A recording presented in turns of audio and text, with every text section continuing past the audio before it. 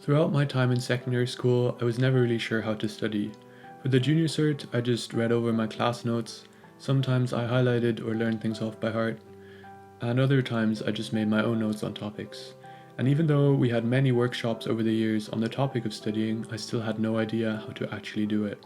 So when I was still writing my own notes in 6th year and forgetting specific information, after a couple days I realized that I needed to work on my study skills if I wanted to get my points. I was on the lookout for new methods that I could adapt. My main goal was always efficiency, as my focus was to get the most out of the little time I was prepared to study, because I knew that it was unrealistic for me to spend hours upon hours studying every day. So eventually I came across several YouTubers who introduced me to the idea of science-based learning. They were using these principles to succeed in their medicine degrees, so I was easily convinced. The two main principles are active recall and spaced repetition.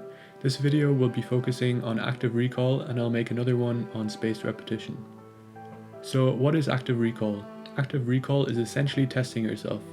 This method makes your brain retrieve the information rather than just seeing it. This can be done in a few different ways. The way I did it was by turning the information that I needed to study into questions, and then testing myself with the questions. So for example, you have to study the topic of respiration for the leaving cert, and then every time you study the topic of respiration, you go through the questions that you have set yourself. In the context of the leaving cert, it is also helpful to use actual exam questions, as these will actually come up.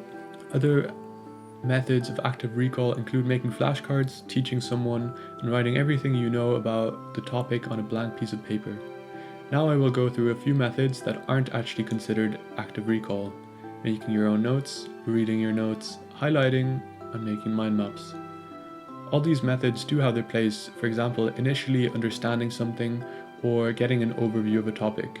However, you only passively engage with the information as it is already in front of you, and your brain has to go through no effort to retrieve it.